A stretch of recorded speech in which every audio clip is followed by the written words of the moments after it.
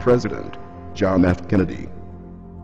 Ladies and gentlemen, the very word secrecy is repugnant in a free and open society, and we are, as a people, inherently and historically opposed to secret societies, to secret oaths, and to secret proceedings.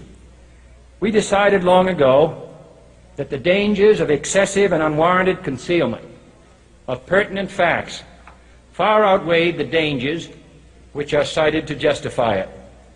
Even today, there is little value in opposing the threat of a closed society by imitating its arbitrary restrictions.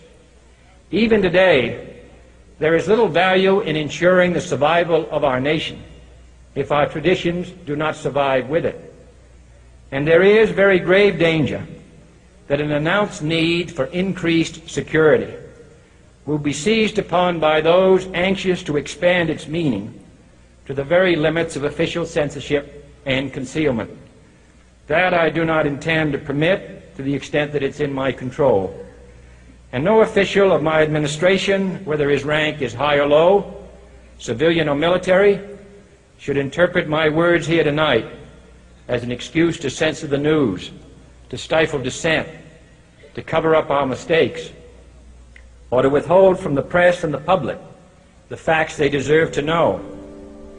For we are opposed around the world by a monolithic and ruthless conspiracy that relies primarily on covert means for expanding its sphere of influence, on infiltration instead of invasion, on subversion instead of elections, on intimidation instead of free choice, on guerrillas by night instead of armies by day.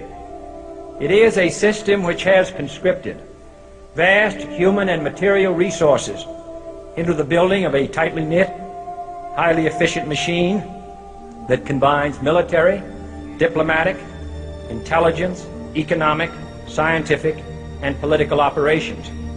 Its preparations are concealed, not published. Its mistakes are buried, not headlined. Its dissenters are silenced, not praised. Its dissenters are silenced, not praised.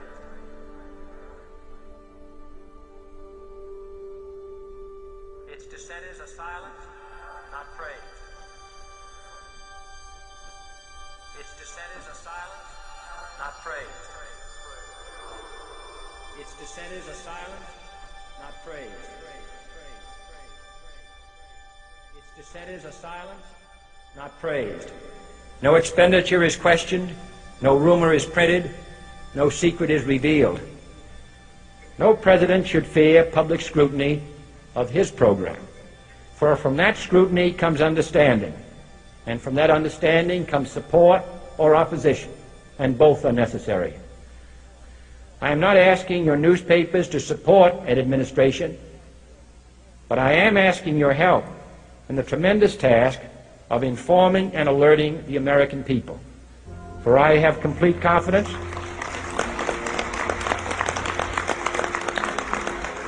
in the response and dedication of our citizens whenever they are fully informed. I not only could not stifle controversy among your readers, I welcome it.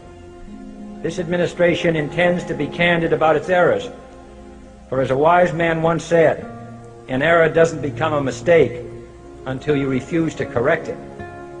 We intend to accept full responsibility for our errors, and we expect you to point them out when we miss them. Without debate, without criticism, no administration and no country can succeed, and no republic can survive. That is why the Athenian lawmaker Solon decreed it a crime for any citizen to shrink from controversy.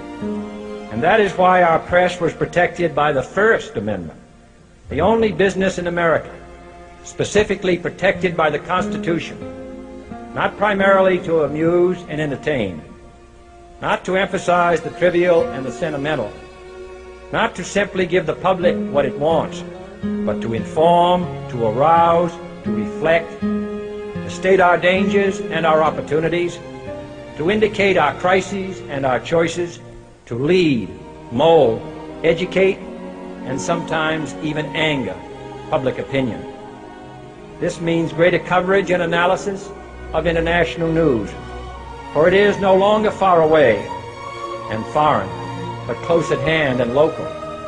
It means greater attention to improved understanding of the news, as well as improved transmission. And it means, finally, that government at all levels must meet its obligation to provide you with the fullest possible information outside the narrowest limits of national security. And so it is to the printing press, to the recorder of man's deeds, the keeper of his conscience, the courier of his news, that we look for strength and assistance, confident that with your help, man will be what he was born to be, free and independent.